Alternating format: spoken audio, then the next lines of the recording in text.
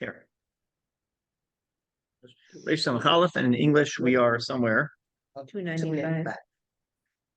Teaching children about Shabbos. 295 in English. Okay. So the last, I think, right? Achas man hagosav hanogat lachanot Shabbos. One of the practices that is relevant to Shabbos, Be'er Shabbos, Haisa lakbid al shena shel machzis hashai. He's talking about sleep, right? Okay. Friday Sleep. night. A little bit of sleep for half an hour. Lefachot b'chol yom shishi. Every Friday you have to sleep a little bit. It's a busy day. Shame Rabbi Aaron Karlin Zatzal quotes Rabbi Aaron Karliner, who wrote some of the most, not only a great Hasidic Rebbe, but also wrote some of the most beautiful piyutim that exist. So, Rabbi Aaron Karlin Zatzal Metzatek Kimi Shelo Yashan Be'erev Shabbos. One who doesn't take a nap on Erev Shabbos, Suda so Belel Shabbos Ina Sudas Shabbos El Sudas Chol. Their Suda is not a Suda of Shabbos, rather a Suda of Chol. So in other words, if you don't take a nap beforehand, then your meal ends up being a weekday meal. That is a wild statement. Wow. So what does that mean? Nice. Good advice. Well, if you have time, yeah. Even in the winter. Friday is such a short day. Yadu kol b'nei habayit ki avuro hashena likrot Shabbos Shabbos b'chinat chok bal yavor. It is a rule that you must not violate. So there is importance to just taking a couple minutes shlof before Shabbos just to get rested so you're ready for the party. Af hagaon Rabbi Chaim Kamil Zatzal Rosh Yeshivas Ofakim. Now he's quoting a Rosh Yeshiva in his Yeshuv Ofakim. Nahag acharav and minhag zeh. He was very careful about this practice. Echad mikorvav shorosh yeshiva misaper. One of the relatives of the Rosh Yeshiva used to explain kipam mitkasher lebeito be'erev Shabbos. At one point, they called the house on Erev Shabbos. V'nene harav yashanata, and they said, "Sorry, the rabbi is sleeping." Rosh Yeshiva is birlotli acharkach kasher ra'at aplia apanai ma lo barur. What's not clear? Hey, enach yodea. Array Rebbe Shona Marli Ki Im Yishenim B'Yom Shabbos. If they sleep, your meal becomes a Shabbos meal. In Deret Oto Shena Chava Shabbos Resuda Eina El Bechinat Aruchat Erev. It just becomes dinner. What does that have to do? What does napping have to do with?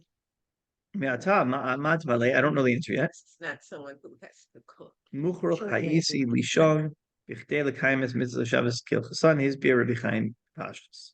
Okay, so this is one of the practices. He would make sure that he was well rested for the Shabbos meal. Like, by the way, I think a lot of, and we can't do this when it's Shabbos going into Saturday night Seder, but you're supposed to nap in advance of the Seder. You can do a Chana Shabbos, so that you're well rested and that you can conduct the proper Seder. If you had a very big event, you'd make sure you were well rested in advance. Usually when I have big events, also I'm too nervous to sleep, but you would make sure at least you try to be well rested. Fine. So od ata od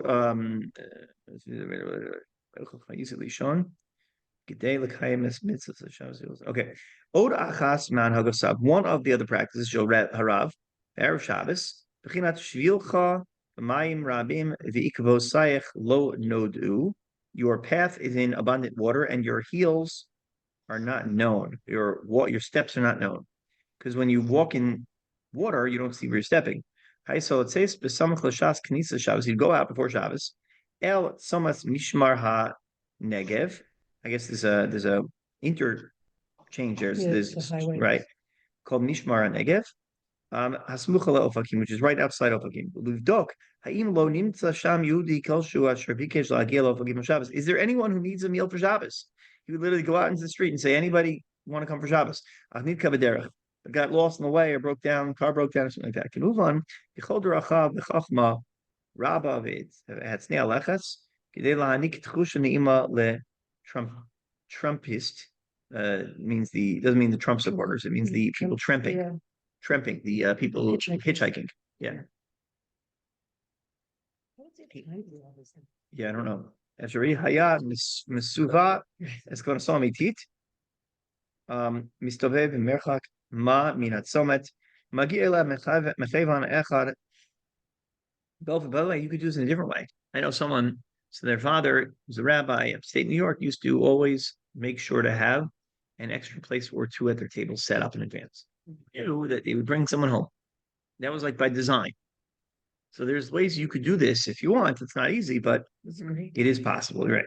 It's not saying it's easy in the family, but okay. Hayat misuva es kavanasot mitit mistove b'merchak ma min hatzomat umagia eleh mechivan echad beofen bo nira haya gizeh ata shav el beito nisya bein ironit.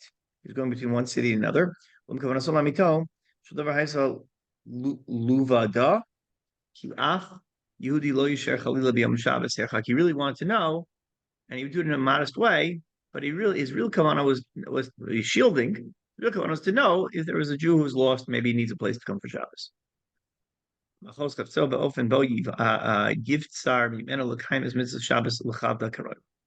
niro efo hachana sav Yom Shabbos. That was his preparation for Shabbos. Hachanot asher roshisan betchilaso shavua v'siyuman k'nez Shabbos. The beginning of the week to the end of the week, it was all Chavod Shabbos. Hachanot asher nagu b'pratim hakalim v'aktanim biyoter v'yachasu chashivos elyona l'chol ma'aseh asher hayabo k'dei l'romeim et Shabbos. Purpose is to elevate Shabbos milvar or milagav, internally and externally, meaning spiritually internally and then externally on the physical level.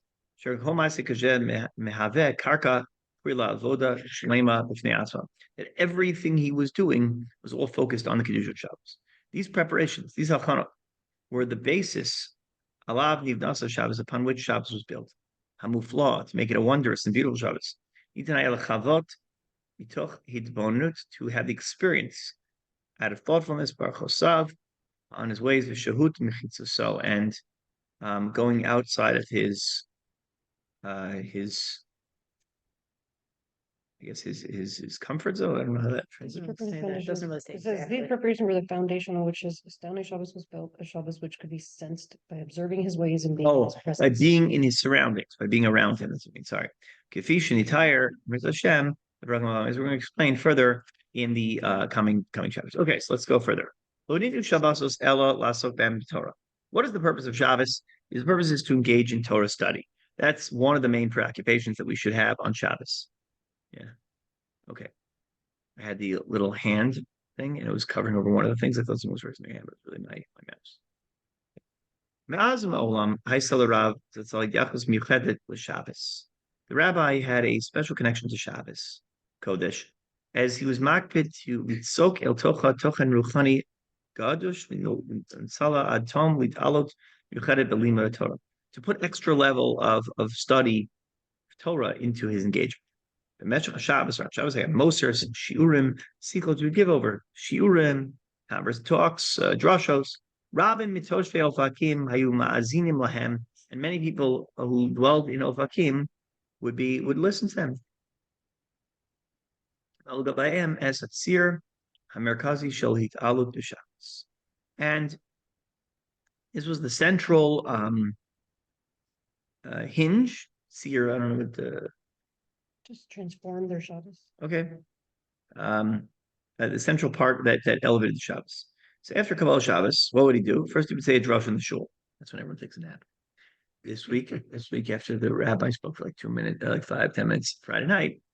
So it was entertaining. He was, his sense of humor, entertaining, he had some tochen. But someone went up to the rabbi and said, "Rabbi, it was amazing. That was the first time I didn't fall asleep on a Friday night talk, and I was right there." And the guy turned around and saw me, and I'm like, he gave me a big hug and realized that what he said was obviously offensive. It's fine, but it's more zakuyot for the next world. But when he said it, I said, that Rav Aaron Lichtenstein used to darshan, and one of the hallmarks was Friday night everyone in yeshiva would just fall asleep. So I said it must be that commensurate to the level of intellectual acumen and the content of the Torah and the quality of the individual is the number of people who fall asleep. Perfect.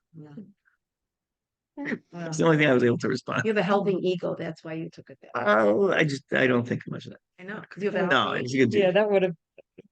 Now, I heard that if you hear someone insult you and you don't respond to it, that you should bless other people, that the blessings are much stronger. Yeah, I didn't. I responded just because he was uncomfortable. He needed me to No, say but I'm something. saying you don't Yeah. respond in a You're saying negative you're not- way. So Yeah, you should then go and bless somebody who needs, You blessing at that responded in a point. positive Okay. way. I Taking think that you did. energy and. What? I think Yeah, you no, responded in a positive yeah. way. You know, I think sometimes making if light you're of it. quiet, you give the impression you're actually stewing on an anger Yeah, about it. exactly. No, you weren't. I'm just thinking about it now, but I have a question, which okay. you didn't say it, but he's gonna say he talked to the Rosh Yeshiva. I'm confused because I thought he is the head of the. He was the Rav of the Yeshuv. There was a yeshiva there also. That was Rosh Yeshiva. He was the Rav of the community. Rabbi Gelman, Yes. I just think this relates exactly to the previous chapter we read about the Friday nap. That most people in trying to prepare for Shabbos are so tired that you sometimes you even fall asleep maybe a half hour after the dinner and you can't really Right. enjoy it. And if someone would go for a drush or something, even though they might want to be attentive, Yeah. it's so easy just, if you've been up since Absolutely. early in the Absolutely. It's morning. look, I was so guilty of that. I was guilty of falling asleep so many times. My rebellion. It's not a. I probably didn't tell him I fell asleep, but yeah. But it's not them. It's you're tired. And by the way, it's interesting. So if you fall asleep in the Sikha on Friday night, you're Mekayim, he says in the previous chapter. It's great. Okay, fine. Let's see. But he would give a drush on Shabbos, and then it says at droshosav elu lo hayu machin mirosh. You wouldn't prepare it in advance. Haya magia el bezek knesses. Hanigash or Rabbi Chaim Kamil. Harosh jiva omerlo vort. He would say to him in Torah on the parsha. Ubein shnei gedolim. Alalu haisa mitpachat sicha mitracheche b'nyanei Torah. Ooh, they would basically have a conversation in front of everyone in Torah. It was like two people sitting down having a conversation in Torah, and then someone would then people would observe this and listen in. No, he said he would. Oh, he would take that. Yeah, and then he Okay. would post stretch. I've actually seen people do the other thing, where they just sit and have a conversation in Torah, and they turn that into like a podcast. But okay, so I'll see Chazu bises estroshos lachmikan. Then he would use that. I get the chemah Rosh Yeshiva Amar. I'm going to tell you what the Rosh Yeshiva just doing. I get the chemah Rabbi Yisi. I'll tell you what I said. Mashamati, what did I hear? Hayapotech dvarav kasher behemshech hayachorez me'inyan le'inyan. Also, inyan ubonus icha nifla asher ritka tashomin. That would it would amaze the people who were there. Gam Leilot Shabbos dog lenatzlan limud. He would do his best on Friday night to learn. So don't learn a bar Benel on Friday night because all of his sichot are basically a series of many, like dozens of questions. And then he goes on and has pages of answers. So they say if you learn Friday night, you're gonna fall asleep and just have a lot of questions. You become an apikoros. Oh, wow. You'll have all these questions against God, but you won't. Yeah. You won't Yeah. get answers. Anyway, so that's Friday night learning. So he would do his best on Friday night, calm Mishnah Tov, he's daras lagia, then he would wake up early in the morning, and he would or get up from his sleep, he'd stay at the chatzot in the synagogue, he would open the Gemara, tzalal socha ad ora boker. Wow. So he'd wake up basically at midnight or so, and it would stay in the morning. Except for the world of Abai and Rava who are arguing. There is something amazing about learning alone, where nobody's there and that there's like no distractions, especially Shabbos, no phones. It's amazing. Minag zeh, hechzik ma'amad ben belelot hakayetz hakitzarim ben belelot hachoref ha'aruchim. As we just started doing a limud in the morning before davening. We're doing nach yomi now.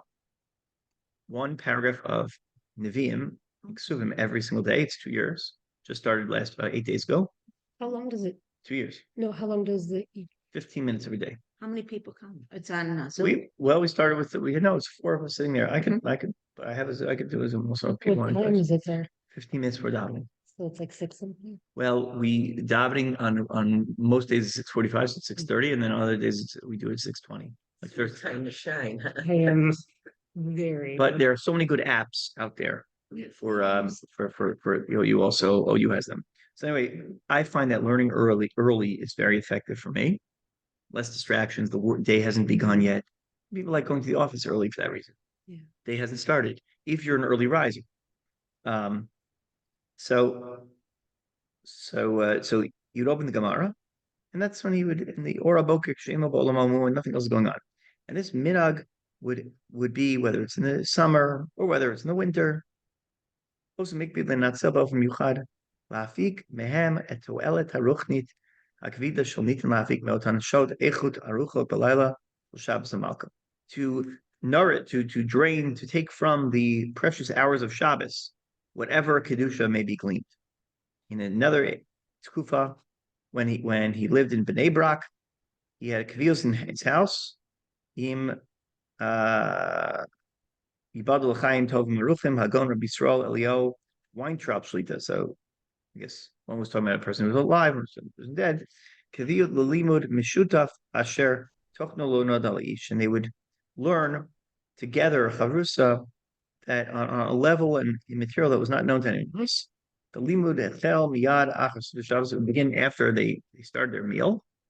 V'nimshach ad shaot katana shalayla, and would go until late hours in the evening. Az yotzei haya Rabbeinu lilvot et orcho hadagul lebeito. Rak after mikan shava beito shelo v'notin mat tnuma lafapav ad or haboker. So then he would get a little nap in at that point. So basically, he's filling every waking hour and every second with study of Torah. For him, study of Torah was vital. Now, Bimei Migurab Ofakim, when he lived in Ofakim and Shabbos, after the Suda, he had Avoda B'fnei so he had a special job on his own. Meshech Shanim Rabos Hayam Makayim Ein Tish Lachos de Shabbos. So he would have a Friday night Tish. Tish means what? Table. He would have a table. So what does that mean? I heard this one of the Shlomo Kavach stories. He says he's talking about something that took place after the Tish, and I guess his English was just known from both. So he was translating his head Yiddish. He says after the table, after the table.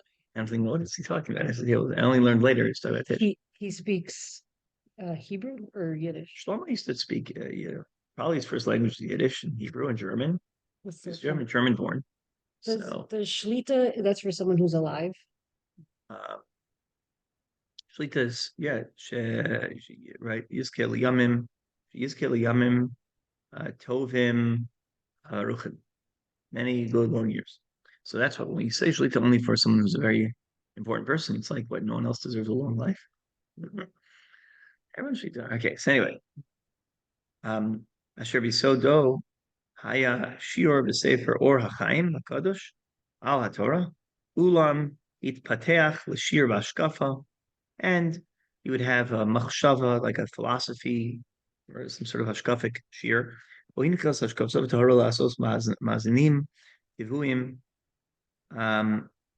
Lasaros Mazinim Kulim, to the tens of regulars who would come to listen to him, and Od Rab Macher, many others who would come together each week randomly, not random or on occasion. He's Damal Fakim Mipam who would show up occasionally. So you had regulars, you had many others who would surround him for Hashkafa Shir, that would be Friday night. One of the older men who were living there learning that his father, Toshavat Safun, he one time was in his house at one point, he never would miss out on his regular shir. Even if he was exhausted, what would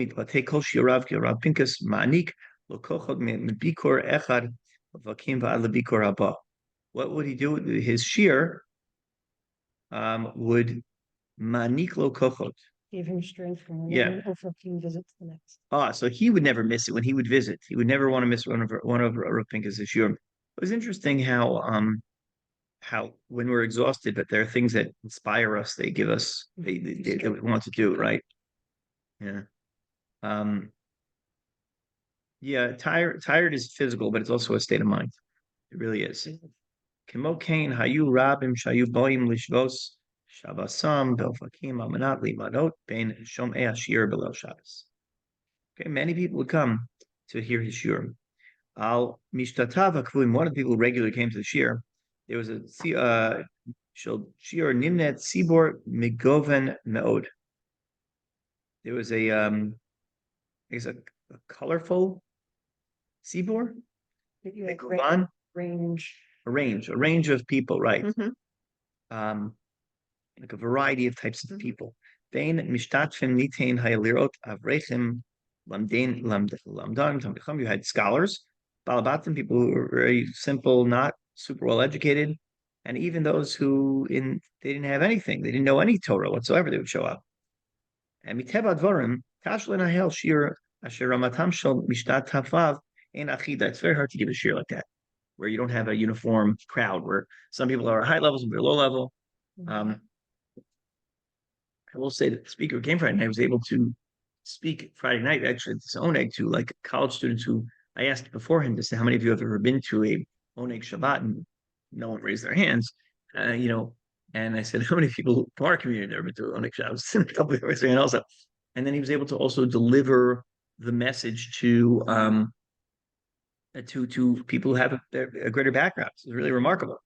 So and that's why so many people can stay up, and but this is a koach to be able to speak to very a variety of different people. I can see him at Or Sameach, how he could, Well, he's Esha Torah. Torah. That's why he's so good. Yeah, Right? and early in the morning when the boys are so tired, Yeah. he could keep them awake and interested. 100%. And one of the things they have in Esha Torah, they have a high level learning program like a regular yeshiva, and they have the outreach, and he's like speaking to both scouts. Mhm. But Raveno Riyad Uman Itzliach Lehitaim at Dvara B'chol Chad V'chad, he was able to match his words to every single person in the audience. When you speak to the heart, by the way, it doesn't matter who you are, what level you're at, you can really connect to someone. Mhm. It's connection. They once asked Rabbi Yisrael Salanter why his Musar was so always on target. It was not Rabbi Yisrael Salanter, it was the Maggid of Dubno, why his parables were always on target. And he says, you always seem to hit the target. He said, you think I shoot a bullseye? He says, I shoot the arrow and then I draw the bullseye around it afterwards. Mhm. Well, it's a very important message in terms of drush. I was interviewed for a podcast this past week of a guy who was going around interviewing rabbis about their methodology in developing drushos. And I was thinking a lot about it. I didn't quote this idea, but I was thinking a lot about this, is that do you craft the material around the message, or you craft the message around the material? And I very much am the opposite. I will start with the Medrash. I will start with the Gemara. I'll say, I want to learn this. I want to teach Torah. I'm not hired for because I have great political acumen. I'm not here because someone thinks my insights into business are so particularly sharp. Maybe they are, maybe they aren't. That's not where I'm supposed to be a teacher of Torah. So I try to teach Torah. And then from there, I extract what I believe messages. That's my methodology. And I was unapologetic about that. A lot of rabbis work the opposite. A lot of rabbis say, well, this week you have to talk about X, Y, and Z. Let's shoehorn that into Parsha. So I don't work that way. And I respect people who can do it, but I can't. Then you're speaking, like you said, from your heart. Then I'm changing the Torah to fit into the message I want to say, which doesn't work. Already, I'm worried I'm guilty of that. So I want to make sure at least I start with the Torah as a first base. Everyone enjoyed Haven environment, and they all understood deep ideas. A good teacher can teach high-level material to anyone. And that's important. I don't think a shear should ever be dumbed down in terms of its material. I really don't. Of course, there are concepts you can't explain unless you use certain words and certain ideas. But especially when you get into very complex Gemara sugyas, it becomes really difficult to explain the concepts. But if you respect the people you're learning with, you shouldn't have to dumb down anything. That's what's evident here. So Carlo Pam Shepanava Ofen Ishi Panav, one of the people came to him. He saw this guy didn't understand what was going on in the shir. Obira Havanta, have you understood? Did you really believe you understood? Ulai Lachazor Opam. Let's review. Kashri's Bar Lo. Yadvarim Terem Huvnu Atumam. When once he knew that things were really understood, I Shab Masbir Misavlanos in case. Endless patience to repeat ideas so that everyone understood what he was talking about.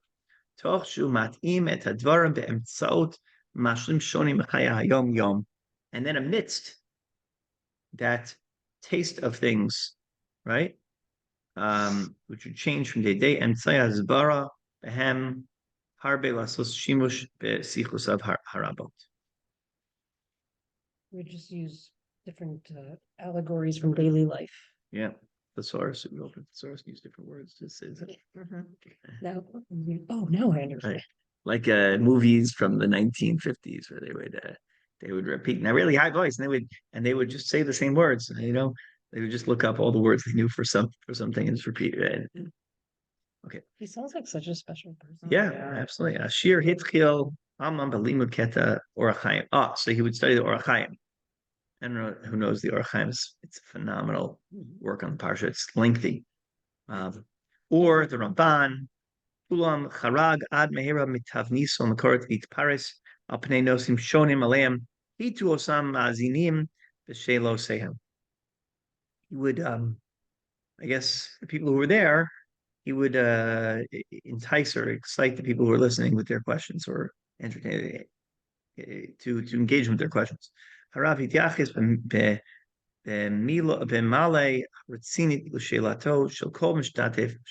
any question anyone had, he would answer.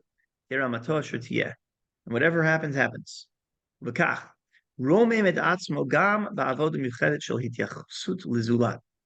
His avodah was not just teaching; it was making sure that everybody felt engaged and was able to ask a question. A Torah chesed, a Torah of kindness. Not just that he was watering the flock with his with his Torah, with his the wine of his Torah. He would also engage them with their questions and make sure each person understood. Sometimes he wouldn't even get more than a paragraph. From the Orachayim, and he was lifted off from one topic to another and would answer questions of the people who were there from one topic to the next, because that's what people were asking about. Mishapiv mapik margaliot, as his mouth would spew, I guess, gems. Right, his mouth would give over gems of Torah. Hashurim hayichidim asher nahalu pearls wisdom. Itiknam k'mitchunam hamakorit hayar shiurim bahem ishtatif rosh yeshiva Chaim Kamil, and then the Rosh was also part of them. Although it amitz yonochach beit hashir ayu oskim rak v'divrei orachayim. Interesting. So the ability to also take from one topic to the next, and to be flexible when you're on a journey, when you're in a shir, to allow it to take the form and the shape that it's going to take on its own as you study. How wondrous was it to sit next to Rosh Yeshiva and Uba Anivus Chen Sholo Nu Rosh Yeshiva is good. This is good. Rosh Yeshiva would say, he would shake his head. In other words, obviously he was capable, but he would always check with the Rosh Yeshiva to make sure that what he was saying made sense with the Rosh Yeshiva, sort of a show of humility. And you see sometimes in Har Tzion, Rav Lichtenstein and Rav Amital famously took on the Rosh Yeshiva together. Each one would only be the Rosh Yeshiva of the Yeshiva if the other one would be also. It almost never happens, right? What is? And I'm sorry. and the ability to be humble and say no, only if the other one is there. And they were so different, and different kochot and different abilities they brought forward. Yeah. I'm sorry. What is? If there is a Rosh Yeshiva, what is the purpose of the head of a town? Well, the yeshiva is a yeshiva. The town is not a yeshiva. Yeshiva is an academy where students are studying. You have to live there. What does the head of a town do? He's the, I don't know. The mayor? Well, the head of, no. The rabbi of A the town. rabbi yeshuv in Israel is very much like a pulpit rabbi in the States, in the shul, but they do all things like they'll come to librisses and the bar mitzvahs and the things, and they'll also paskin for the yeshuv, and they'll involve in fundraising activities that are important for public needs, and they'll move from shul to shul and speak in different places. So he's everybody's rabbi. Yeah, rabbi yeshuv is everybody's rabbi. But then, like, if you're at the yeshiva, you go to the yeshiva to ask your question. So yeah, so this is you're highlighting a very interesting tension that exists in a lot of places. There are often three sources of religious inspiration in communities throughout history at various junctures. You had the Rosh Yeshiva, who's viewed as sort of the mind, the brain, the head of the ivory tower. Then you have the Rav, the Shtat Rav, whose job it was to be involved with people's lives. And while he had more of a breadth of knowledge, it wasn't necessarily known as the one who was integrated in all the lumdus of all the sukyas the same way, but the advice was probably more spot on, realistic in terms of where people are holding, as opposed to sort of the unrealistic Rosh Yeshiva who was sort of, the ivory tower intellect. It's a different model. And often, like B'nai Yeshiva will get married, there's always a question, okay, who am I going to ask to be Masada Kedushin? Is it going to be my rabbi or is it going to be the Rosh Yeshiva? Right? So the young kids will often ask Rosh Yeshiva, right? But not the person they have what to do with or who knows their family. Mhm. And then, and because it's like a kavod for them, it's very important rabbi will serve in that role. So that's a tension that exists. The other one I think is really interesting is the role of the Magid, which is now coming back, or the Mashpia, and is a fourth role. I could give a lecture on this theory. The Magid comes from town to town. He has nothing to do with, he comes, he collects whatever it is, and tells the same stories in every community. He's a iterant speaker and he's a scholar in residence, but he could give the same lecture everywhere, and he wows them with his dazzling vocabulary and his incredible humorous stories. And people love it, but it's literally the same speech wherever he goes. But that's another role, right? And that's sort of the Magid personality, right? And then I think there's a fourth one that's developing now. It developed in 6 circles, but it's now coming back in the modern Orthodox circles, which is the role of the mashpia. That is that shuls that are larger, having people who sort of represent they schmooze in the back in Torah and learning and ruchnius with the people, and they're involved in shuls. Now every shul has one or two. They don't necessarily are formally employed. I believe we should actually have one down the line. It's part of my longer vision, and it fills a role, fills a niche. So like where you're basically the spiritual guru or the person who will come to schmooze with ideas, because you're not going to, the rabbi's running around to funerals, bar mitzvahs, weddings, and he's working with people in life crises. So when someone wants to know, what does the Balatanya have to say on this? The Mashpia is there for that, right? Or someone to hawk with. Mhm. So, but it's an important role that's now developing in communities. So it's like, it's Uh, almost Rabbi like having Yeoman? a Yeah. specified teacher to do it, like they have an Torah rabbi. He's not an employee of the shul. I Doesn't thought he was employed by the shul. and maybe he is. I don't think so. Rabbi I always was. I kind of view Rabbi Worsh as having that role.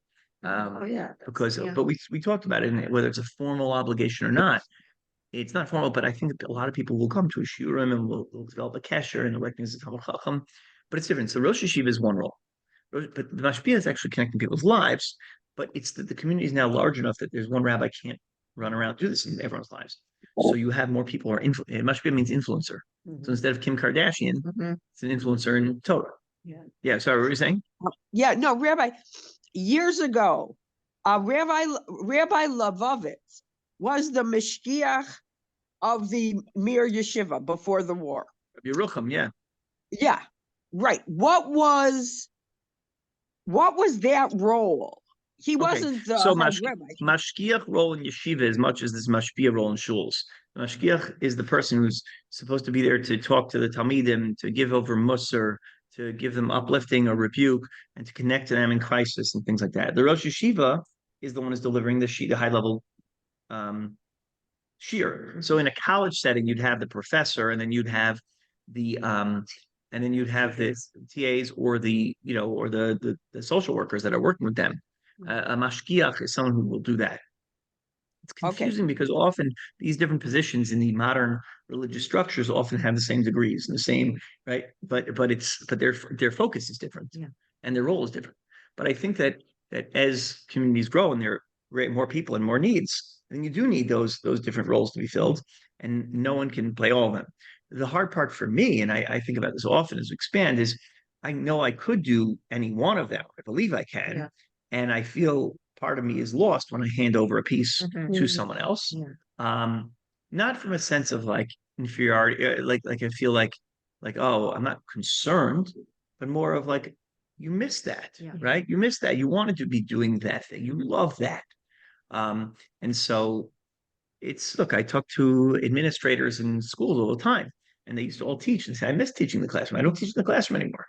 And if you love teaching, Mhm. it's hard for you not to. Mhm. So you have to keep yourself alive with different little engagements that you do. So But- which are the positions that are here that you have had to give over to someone else? Well, I mean, look, when I came here, I was the secretary, I was the youth director, I was the rabbi, I was the social coordinator, I was doing it all. So then, we hired a youth director, we have an executive director, and then we have a Sephardic rabbi. And I used to run both minyanim, and it's hard to give up things that you love, but you realize that each person can focus on those things really well, but they can do it as well or differently than you. It doesn't make a difference, and then you can serve people better. But it's hard. Yeah. It's hard, and so I'm thinking a lot about this when I see this story of how he was able to play those different roles. But you're on to something. It is confusing when you have different roles like that. And to everyone else, it's like on a football field. You say, well, I don't understand why do you need a quarterback and a coach? It doesn't make any difference. Yeah. They're both people. Yeah. But they're playing different roles. Yeah, in the organization. So, anyway, as the shir go, go until midnight. After the shir was over, they would have kugel, hot kugel, in order to fulfill the mitzvahs oneg Shabbos behider, and they would taste a little bit of the oneg Shabbos, and he would say, Shabbos Kodesh, good Shabbos, kasher simin muskam. That was his thing. His double good Shabbos would tell everyone now that the shir was over, and now it's time to eat kugel. And then he would go. They would start to schmooze with people further in depth in various hashkafic topics. At that point, and based on their questions, he would face them, and he would liparade me'ayana novea sicha shara'isanim shechel itim sha rupa, and sometimes these side conversations would go an hour or so after the shir was over. And after the siyum of the tish, then his avoda to prepare a shir klali, to prepare the larger shir that would be giving the next day in the yeshiva in Ofakim. So you'd have to speak in the yeshiva and give a shir klali over the following day as well.